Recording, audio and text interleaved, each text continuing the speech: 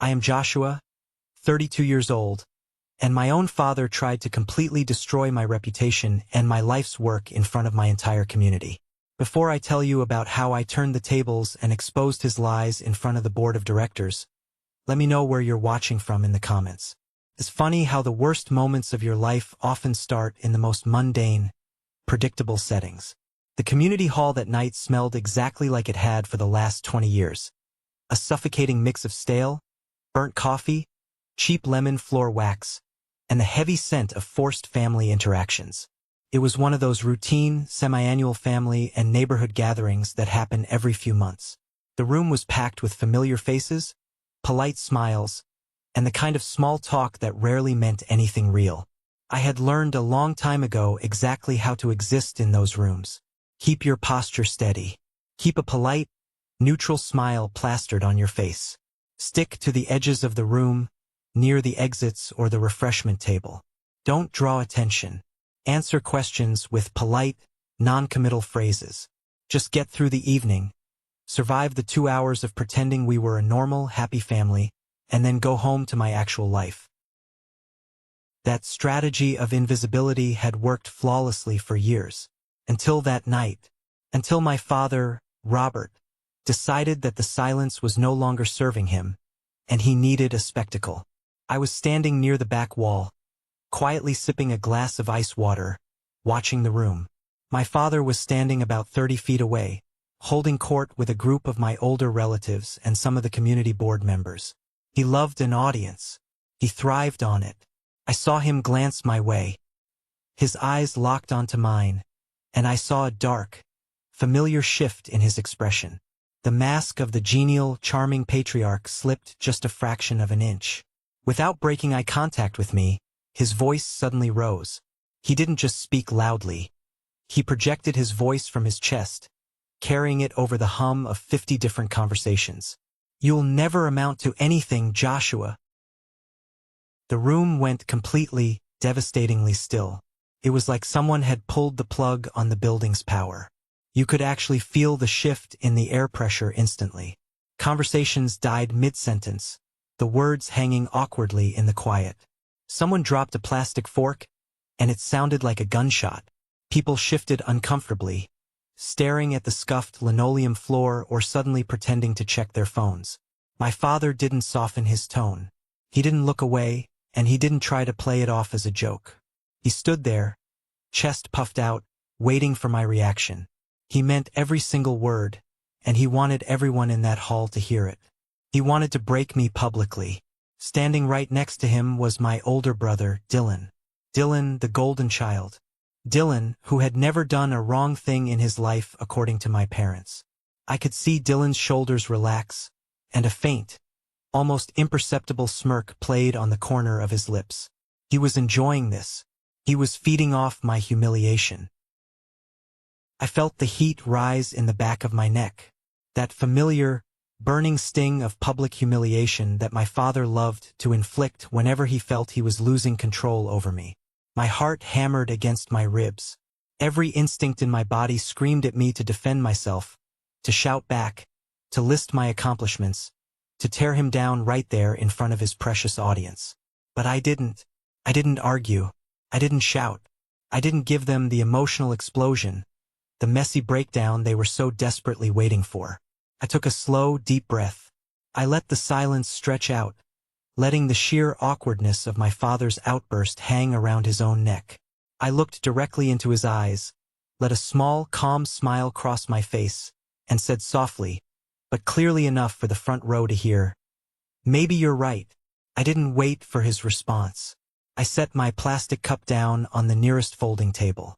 I reached into my pocket, my fingers wrapping around the cold metal of my keys, and I walked straight toward the double doors.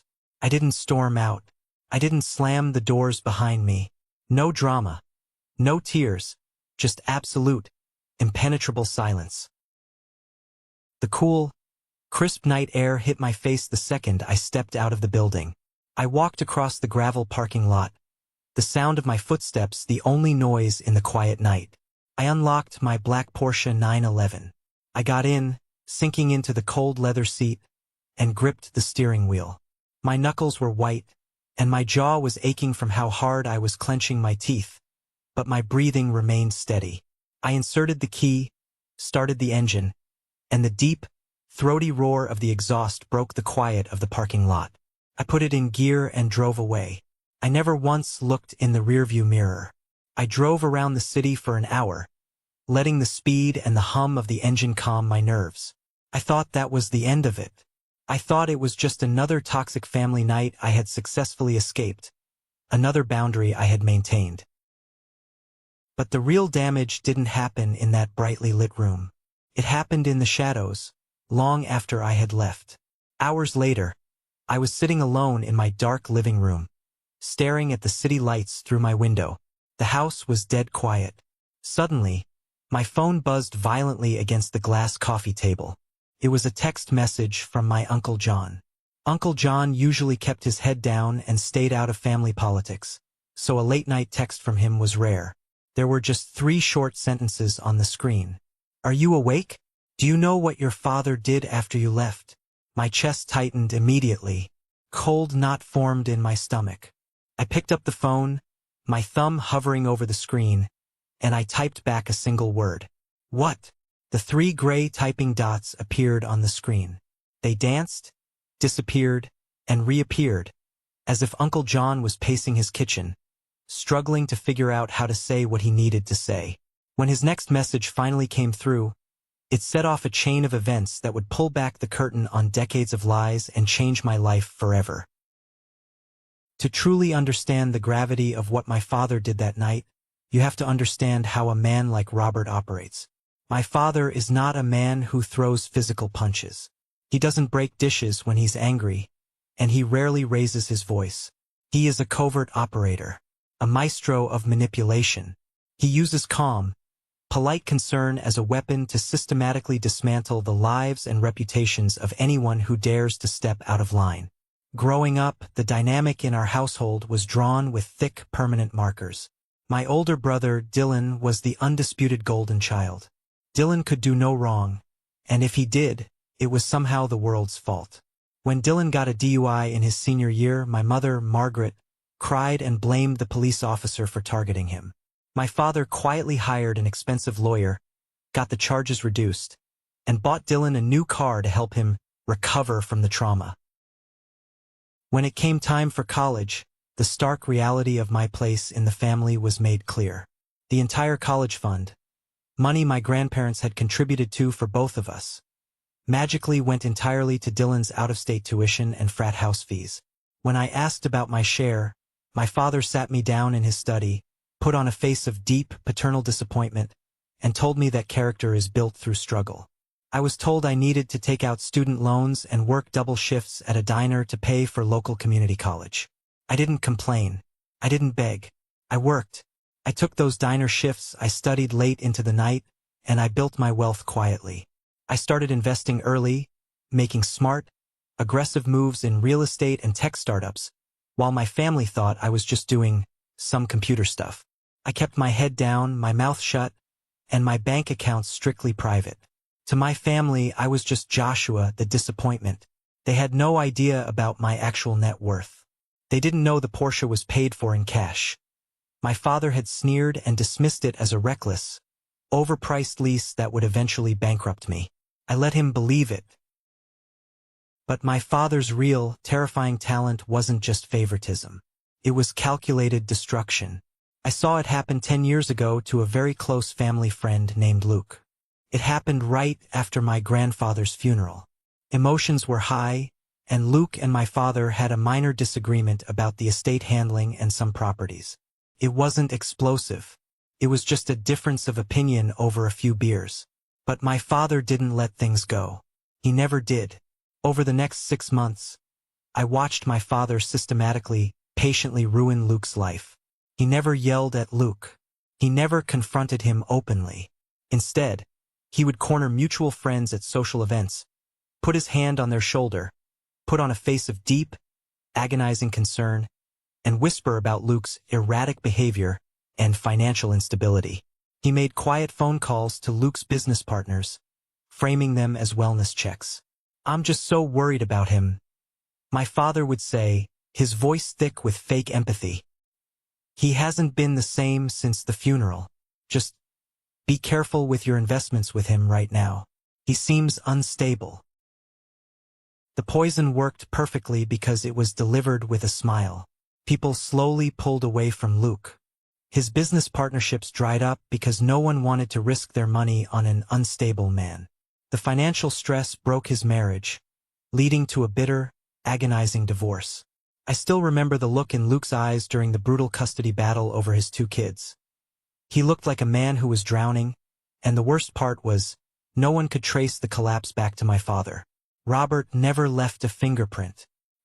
He just planted the seeds of doubt, watered them with fake concern, and watched the house burn down from a safe distance. I learned back then that my father didn't need to control people directly. He controlled the narrative. And once people believed his version of events, the truth simply didn't matter anymore. Sitting in my living room, staring at Uncle John's text, that old, familiar dread washed over me like ice water. I knew the pattern. Whenever someone challenged my father or humiliated him by refusing to play his game, like I had just done by walking away, the consequences always appeared later. Quietly, invisibly. My phone vibrated in my hand. It was an incoming call from Uncle John. I answered it immediately. Joshua. His voice was hushed, raspy, like he was hiding in a coat closet. I didn't want to put this all in a text. I stayed behind to help clean up. After you drove off, your dad didn't just go back to the party. He went straight to the hall organizers. To do what? I asked, rubbing my temples, trying to ward off the headache building behind my eyes. He filed an incident report, John said, his voice trembling slightly. I overheard him talking to Nathan by the kitchen doors. Joshua, he didn't describe it as a family argument. He told Nathan you had a severe psychological break. He said you were acting aggressive, threatening, and that he was deeply concerned for the physical safety of the community members. I stopped breathing for a second. He called me a safety threat? He was so calm about it, John warned, like he was reporting a broken window or a gas leak. He told them you needed professional help and shouldn't be allowed on the premises. Nathan wrote it all down. It's on an official internal report now. I thanked John, my voice hollow, and hung up the phone. I sat in the dark, the blue light of the screen illuminating my hands. My father had just branded me a volatile, dangerous threat in the very community center where I ran my largest philanthropic project. He was using the exact same playbook he used on Luke, but this time he was using it on his own son. I didn't sleep a single minute that night.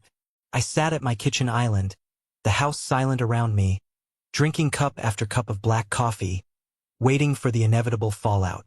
When dealing with a man like Robert, the punishment is never delayed for long. He strikes while the iron is hot, while the shock is still fresh.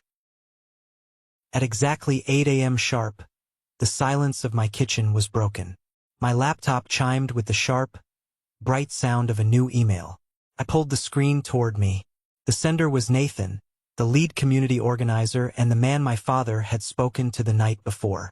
The subject line was written in bold, unfeeling text. Urgent. Temporary suspension of project activities. I clicked it open, my eyes scanning the text. The email was short, incredibly formal, and devastatingly polite. Dear Joshua, due to recent and severe concerns brought to our attention regarding community safety and appropriate conduct, your participation in the downtown revitalization project is being placed on an immediate administrative hold. We take all reports of aggressive and unstable behavior very seriously to protect our members. A board meeting will be scheduled later this week to review your standing. Until then, please do not access the facility or contact project volunteers. Regards, Nathan. That was it. That was the whole message. No request for my side of the story. No benefit of the doubt for the 2 years of flawless work I had put in. Just a cold, hard pause that quietly erased an opportunity one had spent countless hours building from the ground up. I slowly closed the laptop. My chest felt incredibly heavy, a physical weight pressing down on my lungs, but strangely, my mind was incredibly clear. My father had calculated this perfectly. He knew exactly how much the downtown revitalization project meant to me. It was my passion project, my way of giving back to the city, of building a legacy completely outside of his suffocating shadow. And with a single 5-minute, calmly spoken conversation, he had weaponized the system against me. Before I could even process my next move, my phone buzzed again. This time, the caller ID flashed the name, Aunt Sarah. Aunt Sarah was my father's younger sister, and she was notorious in our family for playing both sides. She was the ultimate flying monkey, a woman who loved drama disguised as sympathy, who gathered information to report back to the patriarch. "Joshua, sweetie," she cooed the absolute second I answered the phone. Her voice was dripping with thick, sugary concern. "I am just so worried about you. Are you feeling okay today?" "I'm fine, Sarah. Why wouldn't I be?" I asked, keeping my tone perfectly flat and giving her absolutely nothing to work with. "Well, your father called me first thing this morning." She sighed heavily, laying it on thick. "He is just sick with worry over you. He said you had a terrible, frightening outburst last night. And, well, he felt he had a moral obligation to protect the project. He even called Carter on the executive board this morning to give him a heads up about your mental state." I froze. The coffee in my stomach turned to acid. Carter. Carter was a rival board member who had always hated my influence in the community project. He was a ruthless corporate climber who desperately wanted total control over the project's massive budget so he could secure his own promotion within the city council. If my father had called Carter directly, this wasn't just a minor incident report anymore. This wasn't just my dad being petty. This was a targeted, strategic assassination of my character. "He called Carter?" I asked, forcing my voice to remain perfectly steady, not letting her hear the spike of adrenaline in my blood. "Only out of love, Joshua," Sarah defended quickly, sensing the shift in my tone. "He just thinks you need professional help before you completely ruin your career and embarrass the family further." "Thanks for the update, Sarah," I said, and ended the call before she could say another word. I stood up, walked over to the large bay window, and looked out at my driveway. The Porsche was gleaming under the morning sun. I had bought that car with money I earned through brutal hard work, sleepless nights, and smart decisions. The moment I walked through the glass double doors of the office, I could feel the atmosphere shift. It was instantly thick, suffocating.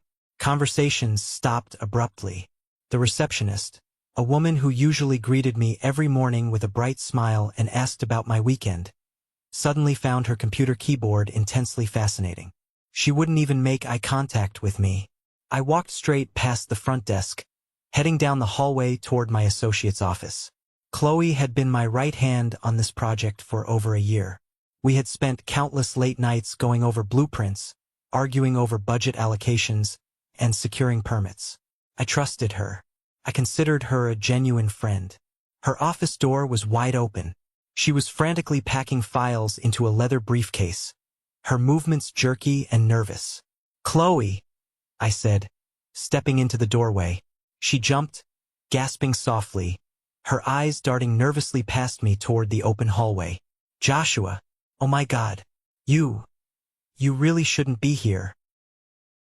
"I got Nathan's email," I said, keeping my voice low and steady.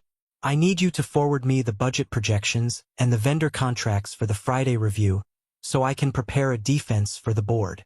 Chloe wouldn't look me in the eye. She grabbed a stack of manila folders, hugged them tightly to her chest like a shield, and backed away from her desk. "I can't do that, Josh. I really can't. Carter just had a closed-door meeting with me. He's taking over as interim director, effective immediately.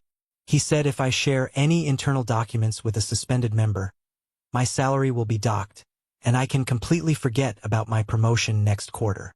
"Chloe, look at me," I said, stepping closer, trying to find the friend I knew. "You know me. You know I've never been aggressive a single day in my life. You know my family dynamics. You know this is a setup to push me out."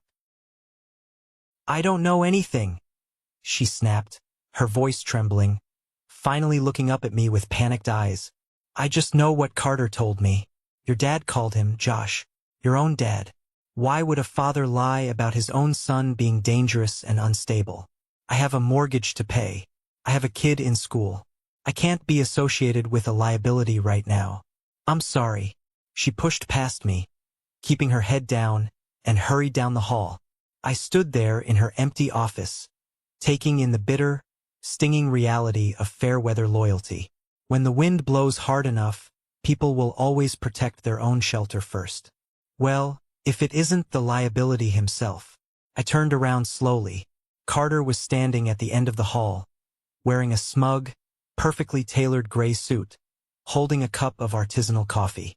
He walked toward me with the unearned, arrogant confidence of a man who thought he had just won the lottery without buying a ticket. "You received the email, Joshua?"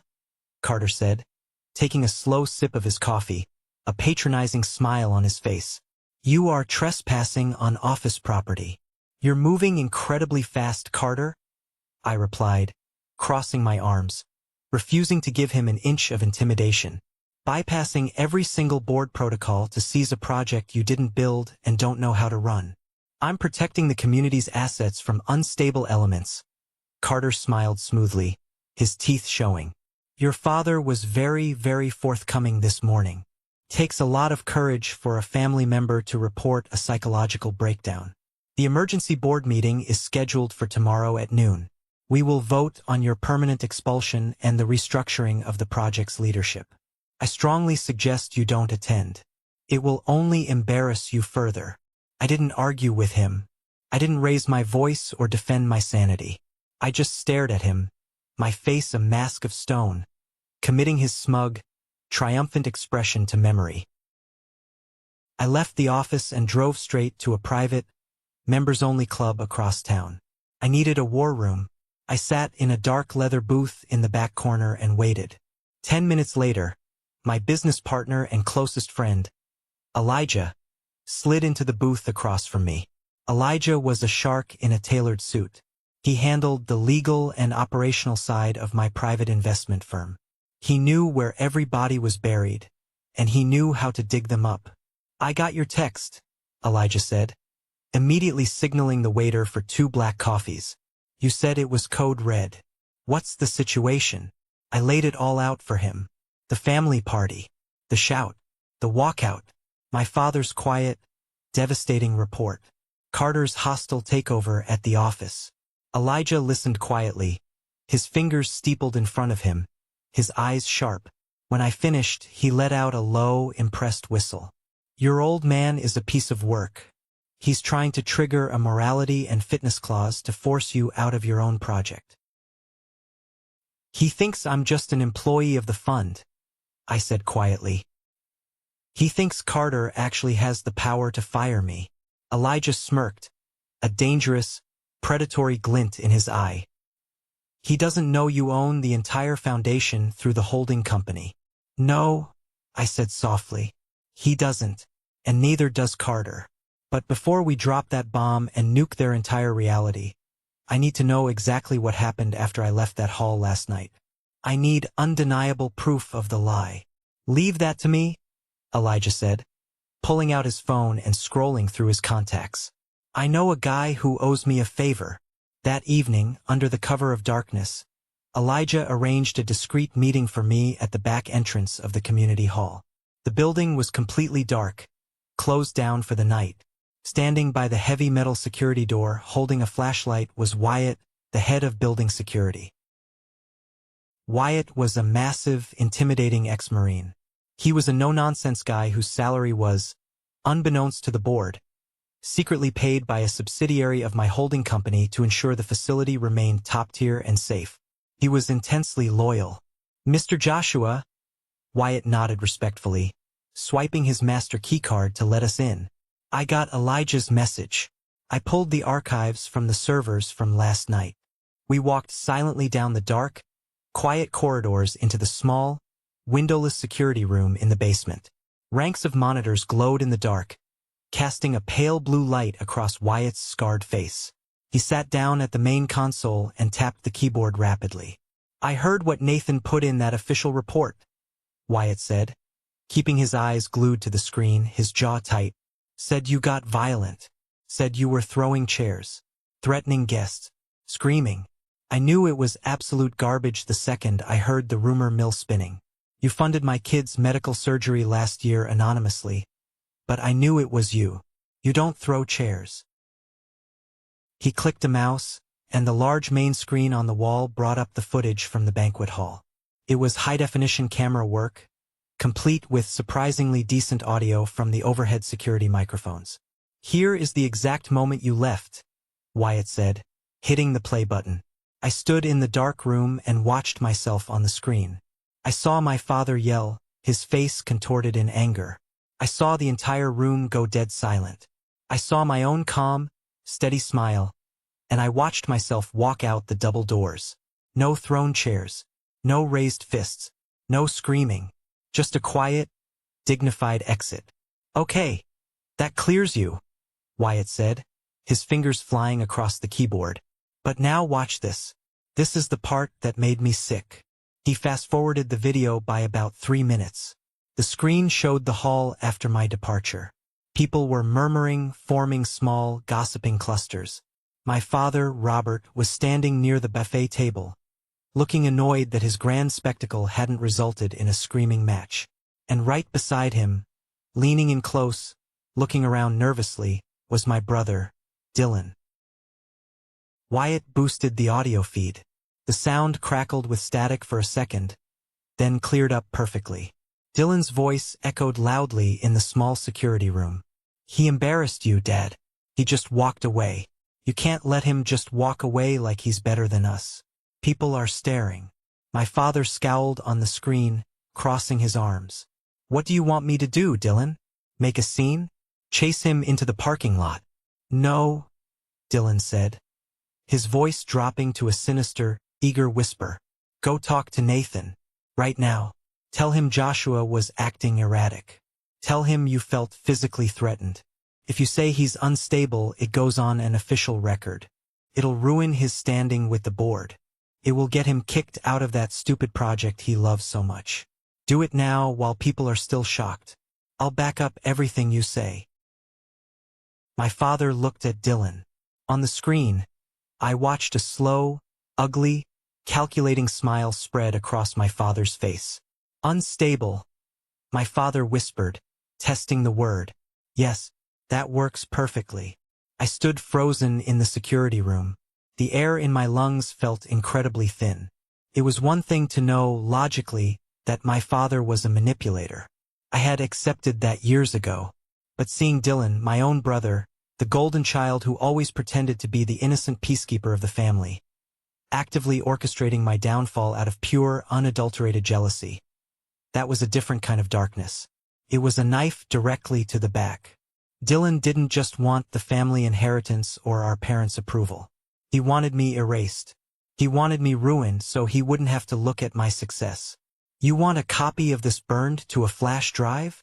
Wyatt asked, turning around in his chair, looking up at me with concern.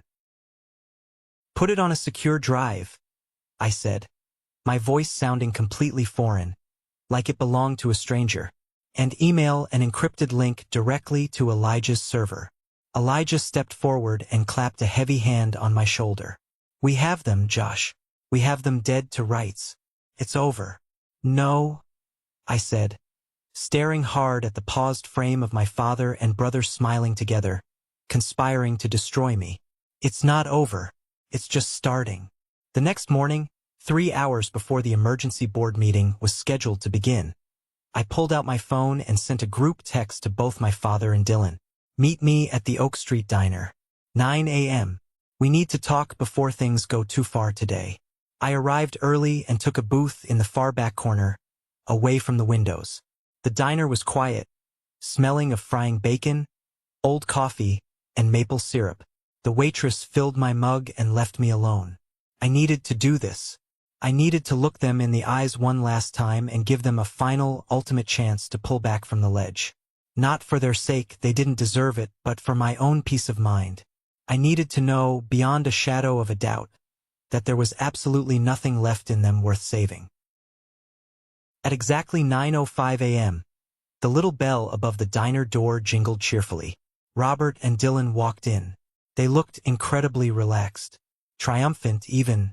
My father was wearing his favorite casual sweater, and Dylan was checking his phone with a bored expression. They spotted me and slid into the vinyl booth across from me. "Joshua?" my father said, instantly slipping into his soft, terribly concerned voice. He folded his hands neatly on the Formica table. "I'm so glad you reached out to us. We are very, very worried about you, son." "Are you?" I asked, picking up my mug and taking a slow sip of the scalding black coffee. "Because from where I'm sitting, it looks exactly like you're trying to destroy my career and ruin my name." Dylan leaned forward, putting his elbows on the table, putting on his best, caring older brother face. "Josh, come on, man. Dad was just doing what was best for the community. You were totally out of control last night. You scared people. You need professional help, and we want to support you getting it." "Out of control." I repeated the words flatly, rolling them around in my mouth. I looked directly into my father's eyes. "I said exactly 3 words to you, turned around, and walked to my car. That is what you classify as out of control." My father sighed heavily, running a hand over his face in a masterclass of theatrical, exhausting patience. "You're overreacting, Joshua. Your perception of events is highly skewed right now. You seemed very agitated. Your eyes were wild. If people at the project are drawing their own conclusions about your mental fitness, that's not my responsibility. I just reported what I saw to keep people safe." He was gaslighting me to my face. Smooth, perfectly practiced, and without a single solitary drop of guilt. It was horrifyingly impressive. "I know exactly what you did, Dad," I said, leaning closer across the table, dropping my voice to a dangerous murmur. "I know you talked to Carter this morning. I know you're trying to use my project as leverage to humiliate me publicly. I'm giving you both one chance. One final opportunity. Call Nathan right now. Retract the statement before the noon meeting, and we walk away from this table, and from each other, peacefully." Dylan scoffed loudly, rolling his eyes. "Or what, Josh? You'll throw another tantrum? You're embarrassing the family name. If you just step down quietly today, take a leave of absence, let Carter handle things, maybe Dad will help you pay for some therapy out of the family trust." I looked at Dylan. He wasn't trying to help. He was actively trying to establish absolute dominance. He wanted me broken, humiliated, and financially dependent, just like the rest of the family. He wanted to secure his spot as the sole heir, making absolutely sure I never outshined him again. "Family issues should stay private, Joshua," Dylan added, his tone hardening from fake concern to a genuine threat. "Don't go to that meeting today. Don't make a fool of yourself. Let Carter take over. It's for the best. Private." That word hit me harder than anything else. In our deeply dysfunctional family, private meant silence. Private meant obedience.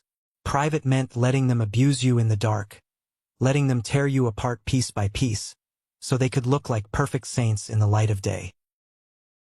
I looked at my father's smug, completely unbothered face. I looked at Dylan's arrogant sneer, and in that exact moment, the very last, fraying thread of familial obligation inside my chest simply snapped. I didn't feel angry anymore. I felt incredibly light. I felt free. I stood up slowly from the booth.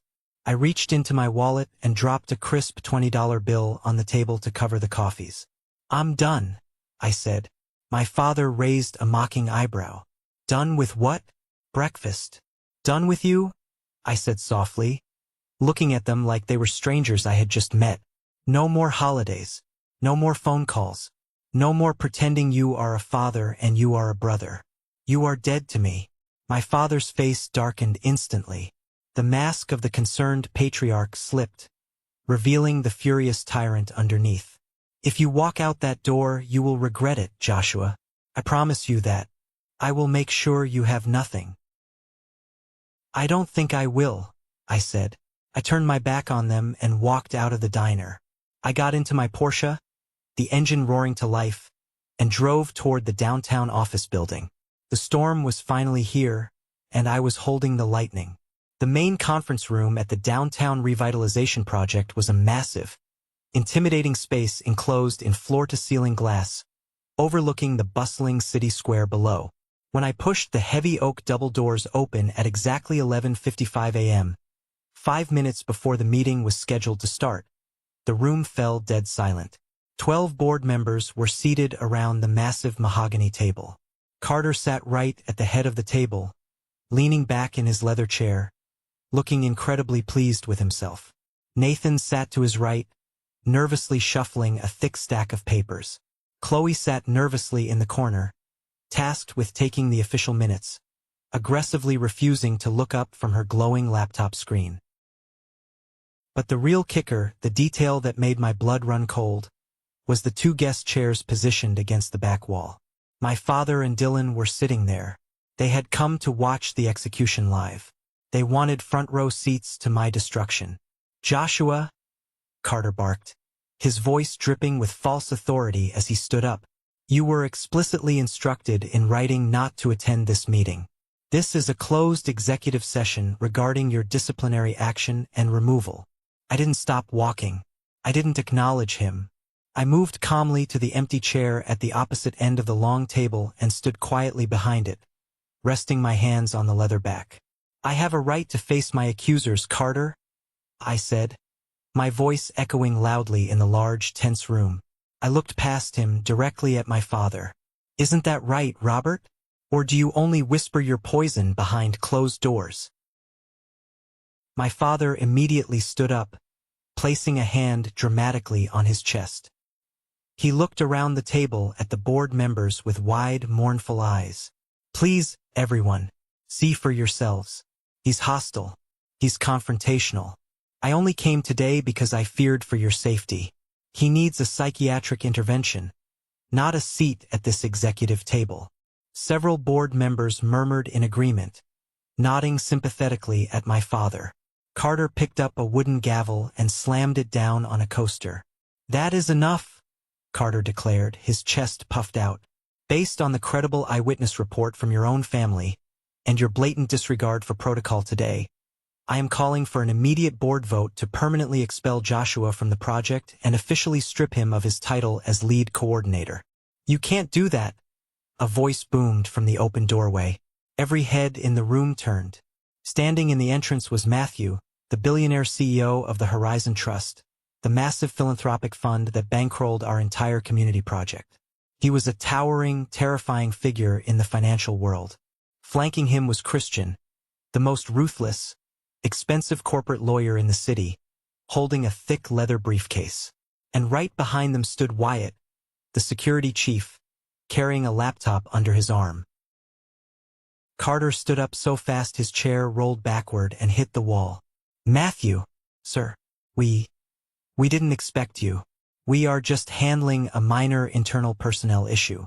It's nothing to concern you. You are handling an illegal coup, Carter," Matthew said coldly, his voice slicing through the room as he walked in. Christian the lawyer moved swiftly to the front of the room and unclasped his briefcase with a loud click. My father looked confused, his brow furrowed. "Excuse me, who are you people? My son is very unwell. This is a private family matter that has spilled over." Matthew stopped walking and looked at my father like he was a disgusting stain on the expensive carpet. "Mr. Robert, you have made a severe, catastrophic miscalculation regarding exactly who your son is." Carter wiped a bead of sweat from his forehead. "Matthew, please. Joshua's behavior has been erratic and dangerous. We are simply removing him from the payroll to protect the fund's assets." Christian, the lawyer, let out a dry, chilling, humorless laugh. He pulled a thick stack of legal documents from his briefcase and tossed them onto the mahogany table. They slid perfectly down the center, stopping right in front of Carter. "Joshua isn't on the payroll, Carter," Christian said, adjusting his glasses and staring the man down. "Joshua doesn't work for the fund. Joshua owns the fund." The silence in that boardroom was absolute. It was a heavy, suffocating silence. It was so quiet I could hear the faint hum of the air conditioning unit. Carter's face went completely, sickly white. All the blood drained from his cheeks. Chloe stopped typing mid-keystroke, her jaw dropping open in pure shock. My father and Dylan froze, their eyes locked in terror on the legal documents sitting on the table. Horizon Trust is a shell corporation, Matthew explained slowly, looking around the stunned table, making sure everyone understood the gravity of the situation. It was established 3 years ago by an anonymous angel investor to bypass city bureaucracy and fund community projects directly. Joshua is that investor. He has personally injected $4 million of his own wealth into this project. He isn't the lead coordinator. He is the boss. You can't fire him, Carter. You work for him. You all work for him. I watched my father's face. The smugness, the arrogance, melted away instantly, replaced by utter shock, then creeping horror, and finally, sheer panic. The narrative he had controlled his entire life, the lies he had spun to keep me beneath him, had just been violently ripped from his hands. That's impossible, Dylan stammered from the back of the room, his voice cracking. He's just an IT guy. He doesn't have that kind of money. I strongly suggest you sit down and shut your mouth, young man, Christian snapped, glaring at Dylan, before I have security physically remove you from the premises. I finally spoke, my voice calm and steady. Carter, you wanted to vote based on an eyewitness report. I think we should review the actual evidence before we conclude this meeting. Wyatt stepped forward, plugged his laptop into the boardroom projector system, and hit play. The massive screen on the wall lit up. It was the security footage from the hall. High definition, clear, crisp audio. The entire board sat in stunned silence as they watched my father yell his insult. They watched me smile calmly and walk away. They watched the absolute truth. Then the footage skipped forward. The audio crackled, and Dylan's treacherous voice filled the boardroom. Go talk to Nathan. Tell him Joshua was acting erratic. If you say he's unstable, it goes on record. It'll ruin his standing. I'll back up everything you say. And then, my father's damning response. Unstable. Yes, that works perfectly. The video ended. The screen went black. The board members stared at my father and Dylan with absolute, unmasked disgust. Nathan looked physically sick, holding his stomach. Carter looked like he was going to pass out in his chair. I looked at my father. He was visibly shaking, his hands trembling at his sides. His eyes darted frantically around the room, desperately looking for a way out, looking for someone, anyone, to manipulate. But there was no one left to fool. The lights were on, the truth was out, and the cockroaches were exposed. Nathan, I said calmly, breaking the silence. Delete the incident report from the system. Why, yes, sir. Immediately, sir. I'm so sorry, Nathan stammered, pulling his laptop open with shaking hands. Carter, I continued, turning my gaze to the man who had tried to steal my work. Clear out your desk. You have exactly 1 hour to vacate the premises. Christian will hand you your termination papers on your way out. Carter opened his mouth to speak, to beg, to explain, but no sound came out. He just nodded dumbly, his face ashen, and stumbled toward the door. I turned my gaze to the back of the room, locking eyes with the two men who shared my blood. Wyatt, escort Robert and Dylan off my property. If they ever step foot in a building funded by Horizon Trust again, have them arrested for criminal trespassing. My father took a step forward, reaching a trembling hand out toward me. Joshua, please, son, let's talk about this. I'm not your son, I said, my voice echoing with crushing finality. I'm done. Get out. The fallout was immediate, brutal, and spectacular. As Wyatt roughly escorted my father and Dylan out of the glass doors, the boardroom erupted into chaos. Nathan rushed over to me, practically tripping over his own feet in his desperation. Joshua, Mr. Joshua, I am so deeply sorry. I swear to you I was lied to. I just followed standard safety protocol, I swear. I never actually believed it. Save it, Nathan? I said, calmly packing up the legal folders and sliding them back toward Christian. You didn't ask me for my side of the story. You didn't investigate. You just blindly pulled the trigger because it was the easy thing to do. You're on strict probation for the next 6 months. One more mistake, one more lack of judgment, and you're gone. I walked out of the boardroom, leaving the remaining members in stunned silence. Chloe was waiting for me in the hallway, looking completely desperate, tears streaming down her face. Josh! Oh my God, Josh, I had absolutely no idea, she cried, reaching out to grab my arm. Carter threatened my salary. He told me I'd be fired. You know I always supported you, right? We're a team. We built this together. I stopped. I looked down at her hand clutching my sleeve. Then I looked up at her tear-stained face. You protected yourself, Chloe. You panicked, and you threw me under the bus to save your own skin. I get it. Survival instinct. But do not stand here and pretend we're a team. A team stands together when things get hard. Go back to your desk. I walked past her, ignoring her sobs, and took the private executive elevator down to the underground parking garage. The intense rush of adrenaline was slowly leaving my system, leaving behind a deep, profound sense of quiet. The war was finally over. I had cut the toxic infection out of my life permanently. When the elevator doors opened into the dim, concrete garage, I saw them. My father and Dylan were standing right next to my Porsche. Wyatt was standing a few feet away, arms crossed over his massive chest, making sure they didn't touch the car. Dylan saw me walking toward them and immediately stepped forward, his hands raised in a frantic gesture of surrender. Josh, wait. Man, please wait. Dylan pleaded, his voice cracking loudly. He looked terrified. The arrogant golden boy was completely gone. You have to understand, Dad made me say those things. He manipulated me into it. You know exactly how he is. He's sick. He threatened to cut me out of the inheritance if I didn't help him frame you. It wasn't my idea, Josh. I swear to God. I stopped in my tracks. I looked at my brother. Here he was, the golden child, throwing our father directly under the bus without a second thought, desperately trying to save his own skin now that he knew I was the one with the real money and power. My father stood behind him, his shoulders slumped. He looked older, smaller, and more pathetic than he ever had in his entire life. The look of pure betrayal on Robert's face as he listened to his favorite son eagerly sell him out was almost poetic.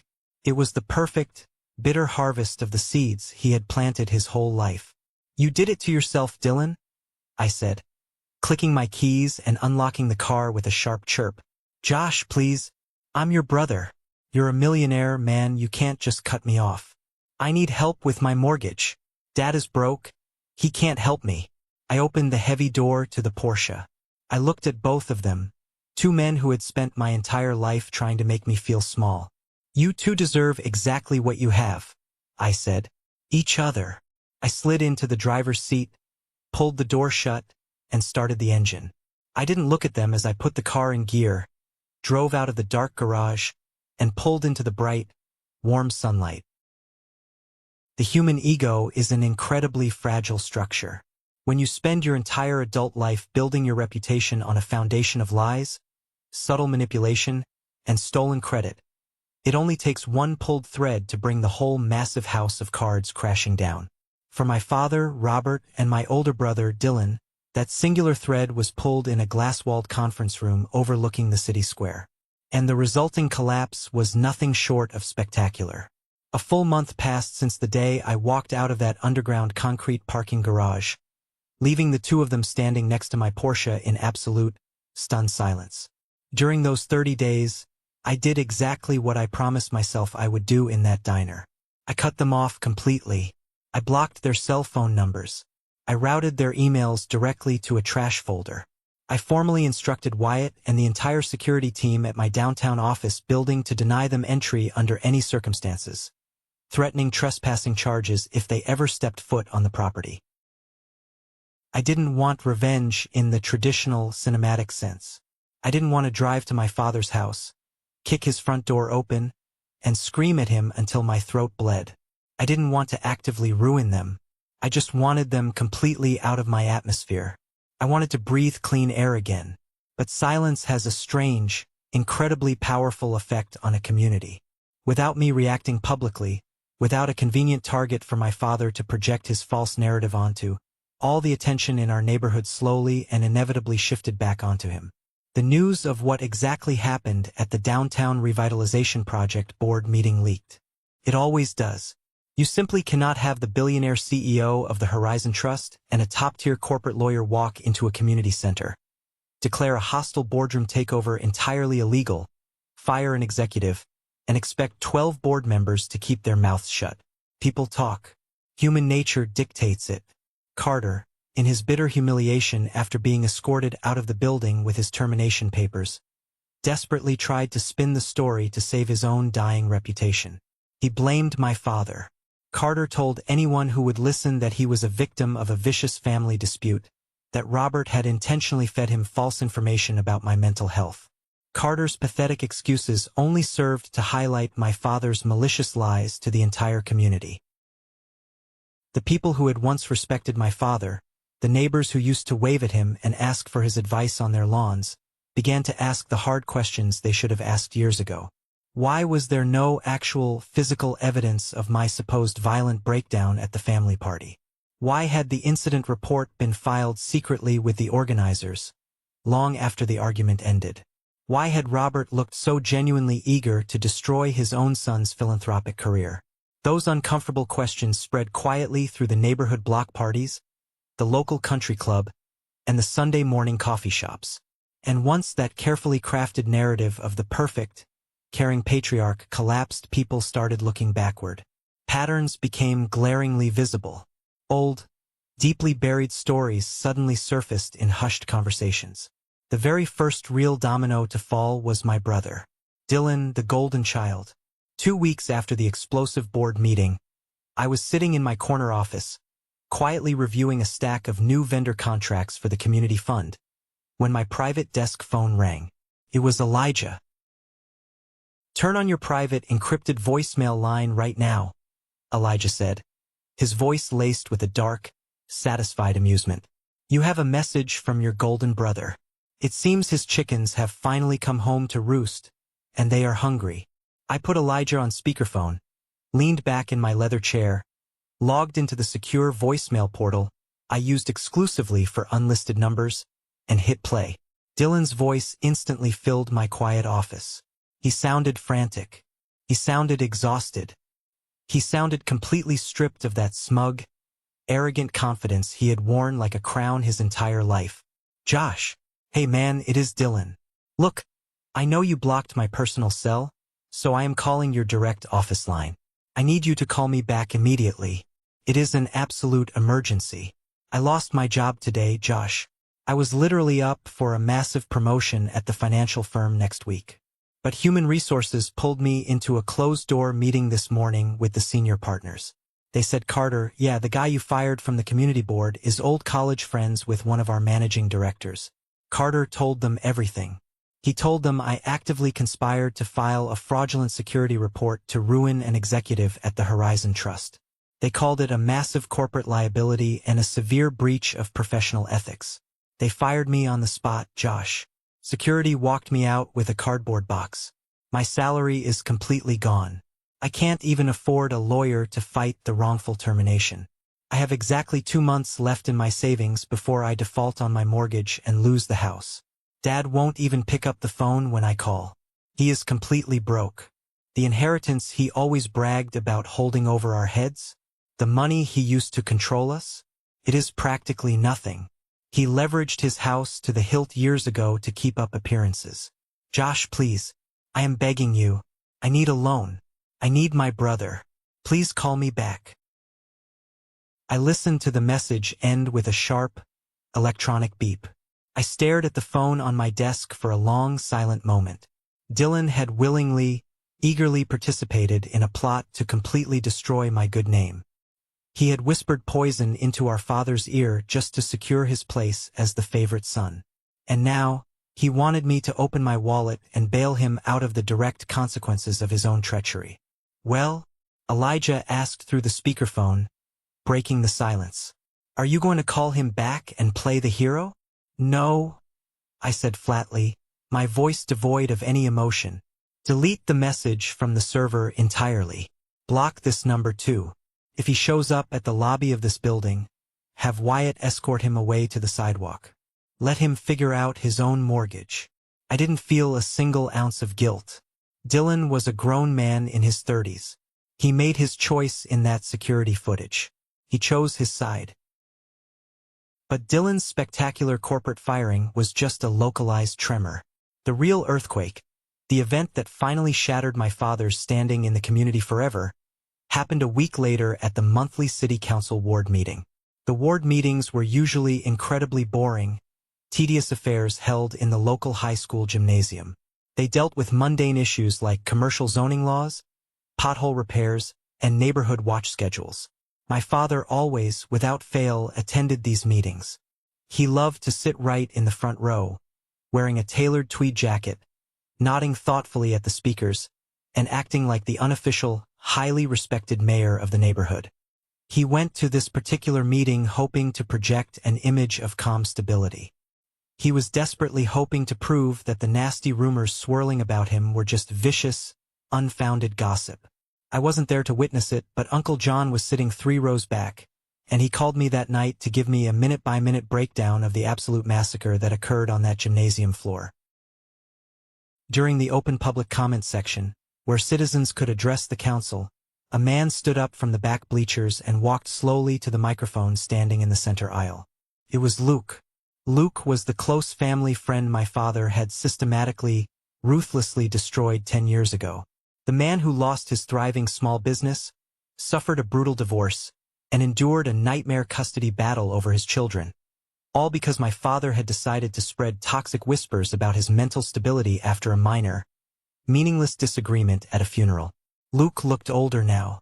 His hair was completely gray, and the lines on his face told a story of a decade of hard, unfair struggle. But he stood tall. He gripped the microphone stand with both hands, looked directly down at the front row where my father was sitting, and cleared his throat. The squeaky wooden floor of the gymnasium went completely quiet. "My name is Luke," he started, his voice steady, echoing loudly off the folded bleachers. "Most of you in this room know me, or at least you used to. Some of you stopped talking to me a decade ago. I am here tonight because the truth has a very funny way of demanding the light, even if it takes 10 long years to finally get there." Uncle John said my father physically stiffened in his metal folding chair. He tried to put on his usual, practiced mask of polite confusion, looking around the room as if to say, "Is this guy crazy?" But his hands were gripping his knees so hard his knuckles were stark white. 10 years ago, right after my father's funeral, I had a disagreement with Robert, Luke continued, lifting a hand and pointing a finger directly at my father's face. A week later, rumors started spreading through this very neighborhood that I was unstable, that I was a massive financial risk. Those rumors, started by that man sitting right there, cost me my livelihood. They cost me my marriage. They cost me the college fund I had saved for my kids. I spent years thinking it was just bad luck. But recently, a story came out about Robert trying to do the exact same thing to his own flesh and blood at the downtown revitalization project. He used the exact same words on his son. He filed a fake report calling his own boy a safety threat, just because his son walked away from an argument. It was a playbook. A loud, collective murmur rolled through the crowded gymnasium. People actively turned in their metal seats to stare directly at Robert. My father jumped up from his chair. He tried to use his deep, calm, authoritative voice, the primary weapon he had wielded so effectively to control people for decades. "Excuse me, Mr. Chairman," my father called out to the council members sitting on the stage. "This is highly inappropriate. This man is clearly still holding onto old grievances and is disrupting a civil community meeting with baseless slander. I ask that he be removed." "It is not slander if there is video evidence of you doing it, Robert," a woman shouted from the back bleachers. It was Aunt Sarah. The ultimate fair-weather friend, the woman who had called me to feign sympathy while secretly feeding information to my father, had officially switched sides to survive the social fallout. She was throwing him to the wolves to save her own reputation. Luke didn't back down an inch. He stepped away from the microphone and walked closer to the front row, looking down at my father. You operate in the shadows, Robert. You smile in people's faces, you pretend to care about them, and you slit their throats when they turn around. You are a coward. You destroyed my life because of a bruised ego, and you tried to destroy Joshua's life out of pure, bitter jealousy because he became twice the man you ever were. But your son was stronger than you. He beat you at your own game, and now, everyone in this entire room knows exactly what you are. My father stood there, breathing heavily. He looked around the gymnasium. He looked at the faces of his neighbors, his Sunday golf partners, the people he had manipulated and controlled for years. There was no sympathy in their eyes.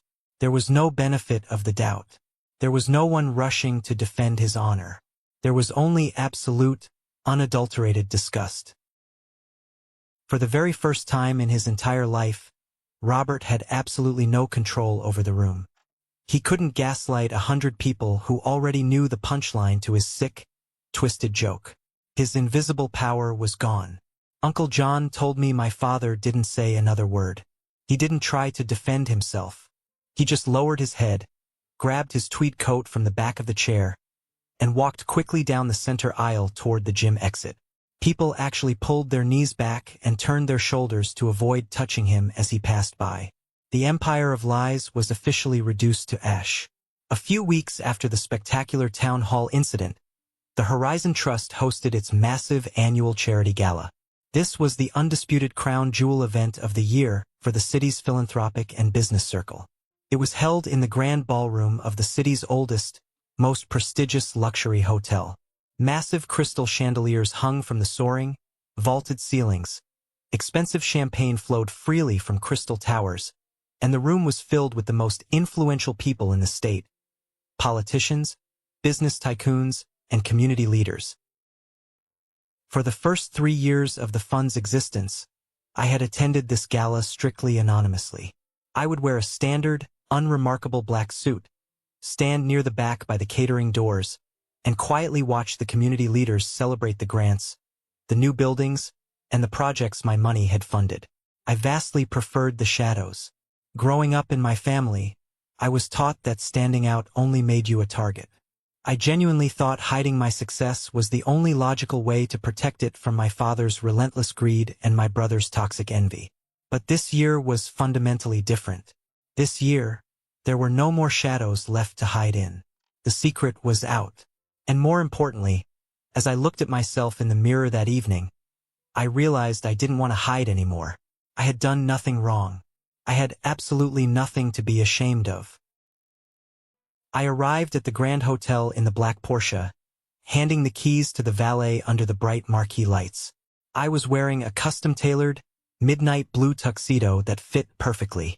Elijah walked through the revolving doors right beside me, wearing a sharp charcoal suit, looking around the opulent lobby and grinning like a shark who smelled blood in the water.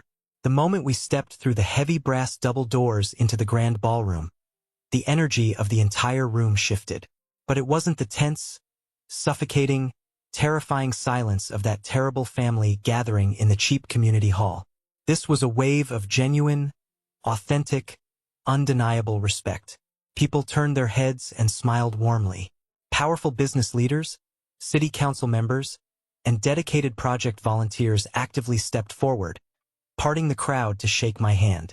Nathan, the community organizer who had nearly ruined my career by blindly following my father's lies, was standing near the grand entrance managing the VIP guest lists. When he saw me walking toward him, he immediately stood up straight, his face flushing with a complex mix of deep respect and lingering, painful embarrassment. "Mr. Joshua," Nathan said, extending his hand quickly, his voice slightly nervous. "It is an absolute honor to have you here tonight, sir. I wanted to let you know that the downtown revitalization project is up 20% in volunteer engagement since you officially took the helm. The new systems are working perfectly. Keep up the good work, Nathan, I said, shaking his hand firmly, offering him a genuine smile. The new budget allocations you drafted last week were solid. Let's keep the momentum going for the next quarter. He beamed with visible relief. Chloe, my former assistant, was nowhere to be seen in the ballroom. I heard from the corporate grapevine that she had quietly resigned from her position and moved to a different city after her professional reputation took a massive hit for aligning with Carter's failed, illegal coup. Carter himself was currently facing a quiet, ruthless legal investigation spearheaded by Christian regarding the potential embezzlement of project funds during his brief stint as interim director. The trash had completely taken itself out, leaving the project cleaner than ever. An hour into the elegant evening, the main ballroom lights dimmed slightly, bathing the room in a warm golden glow. Matthew, the towering CEO of the Horizon Trust, stepped up to the grand wooden podium on the main stage. The room fell completely silent as he tapped the microphone. Ladies and gentlemen, Matthew began, his deep, resonant voice carrying easily across the opulent room. For 3 incredible years, the Horizon Trust has operated with a single, unwavering mission: to empower this amazing city from the ground up. We have built safe parks for our children, funded small businesses to keep our local economy thriving, and saved community centers from demolition. But for those 3 years, the visionary behind this entire operation chose to remain completely anonymous. He wanted the hard work to speak for itself. He didn't want the glory. But recently, circumstances required him to step into the light and rightfully claim the incredible legacy he built with his own 2 hands. Matthew paused and looked directly at my table near the front. He is a man of immense personal integrity, brilliant financial foresight, and above all, extraordinary, unmatched grace under fire. Please welcome the founder and primary benefactor of the Horizon Trust, Joshua. The ballroom erupted into applause. It wasn't polite golf claps. It was genuine, thunderous, standing-room-only applause. I stood up, buttoned my tuxedo jacket, and walked confidently toward the stage. I didn't feel the paralyzing, suffocating anxiety I used to feel whenever my father forced his critical attention on me.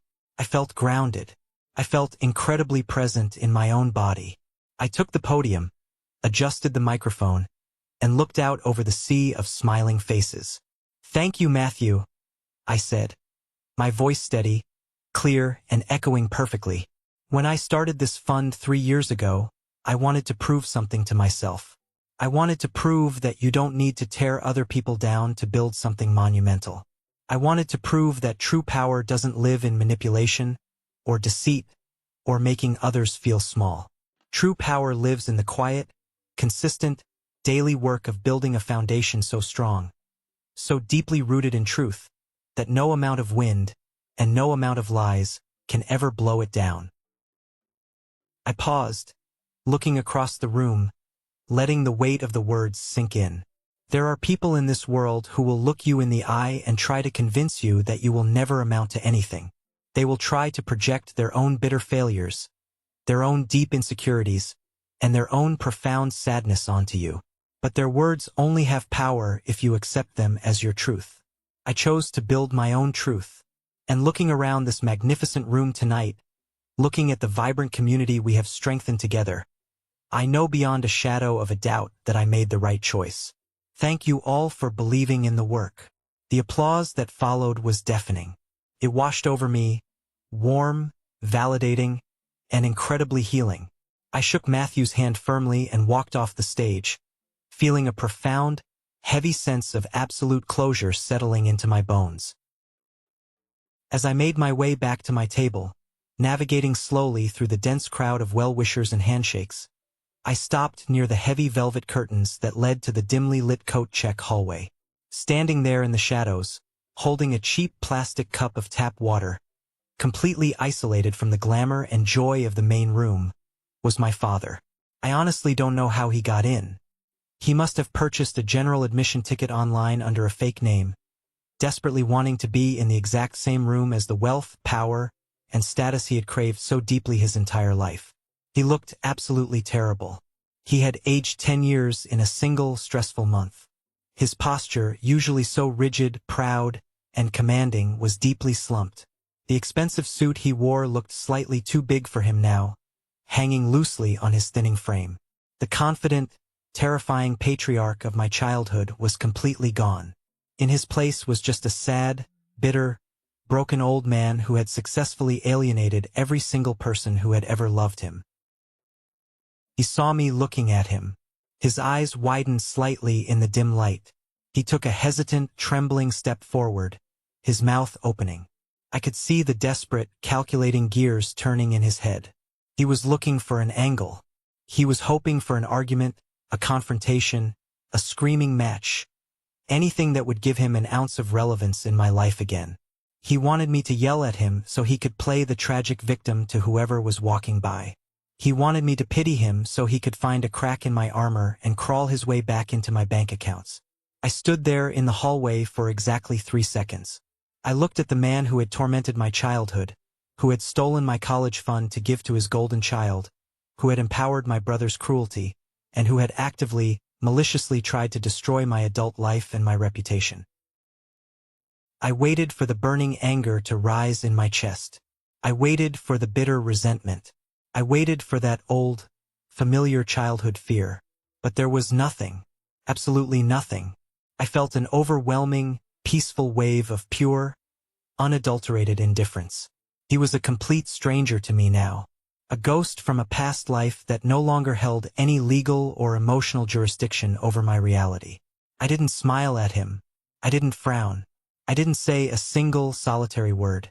I simply looked right through him as if he were made of glass, turned my body, and walked back into the bright light of the ballroom to join my friends. I didn't look back. I didn't need to. The silence said everything that ever needed to be said. And this time it was my silence. The drive home that night was, without a doubt, the most peaceful, liberating drive of my entire life. I had the windows of the Porsche rolled down halfway, letting the cool, crisp midnight air rush into the quiet cabin. The towering city lights blurred into beautiful streaks of gold and red as I navigated the empty downtown streets. The deep, powerful hum of the engine was a comforting, steady rumble beneath me. I gripped the leather steering wheel, feeling the physical, undeniable reality of the incredible life I had built with my own hands. I thought about the long, painful journey that had brought me to this exact moment in time.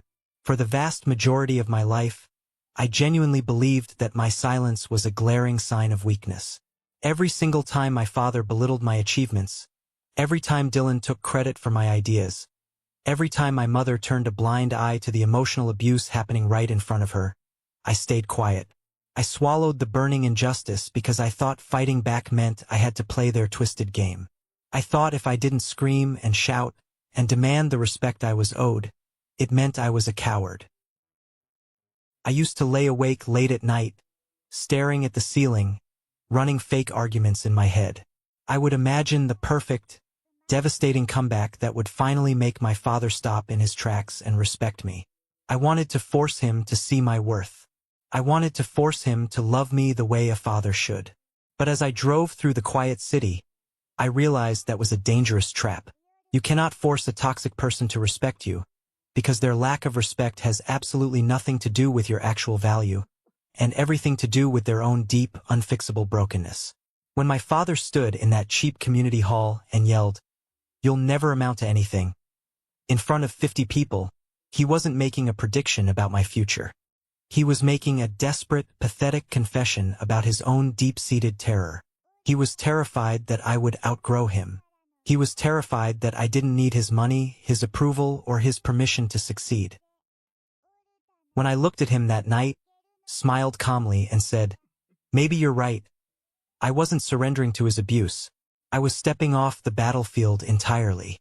I was dropping the rope in his endless, exhausting game of emotional tug-of-war. Because the ultimate truth is this: silence is not weakness. When you are dealing with a covert manipulator, a narcissist who feeds on your emotional reactions, silence is the ultimate display of patience and power. Silence is a mirror. When you absolutely refuse to react, when you refuse to give them the dramatic, messy explosion they are desperately trying to provoke, You force them to sit alone with their own toxicity. You force them to overplay their hand, just like my father did when he panicked and filed that fraudulent security report. He was so desperate for a reaction that he literally destroyed his own life, his own reputation, and his own family trying to get one. Sometimes, the most satisfying, the most devastating revenge in the world is simply stepping aside and letting the absolute truth speak for itself. Letting the false narrative they built collapse under its own heavy, rotting weight. I pulled into my long driveway and killed the engine. The house was dark, quiet, and perfectly, wonderfully mine. I didn't have to check my phone for angry, manipulative texts. I didn't have to brace myself for passive-aggressive phone calls from Aunt Sarah. I was entirely free. He was right in a twisted sort of way. I never did amount to the broken, subservient version of a son he desperately wanted me to be. I amounted to something far greater. I amounted to myself.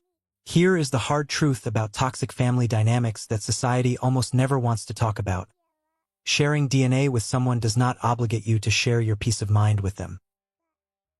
So many of us fall into the dangerous sunk cost fallacy of family. We think that because we have known these people our entire lives, because we share a last name, we have to endure their emotional abuse, their quiet manipulation, and their constant, draining disrespect. We let them drain our energy, sabotage our career success, and dictate our self-worth simply because society tells us that family is everything. But family is not supposed to be a battlefield. A healthy family is not supposed to be a place where you constantly have to defend your reality against gaslighting, jealousy, and covert narcissism. If a parent or a sibling is systematically trying to dismantle your confidence or ruin your professional reputation behind your back, they are not acting like family. They are acting like a liability, and you treat a liability by cutting it loose. You have the absolute, undeniable right to protect your legacy, your hard work, and your mental health. You have the right to stand up from the table and walk away when respect is no longer being served.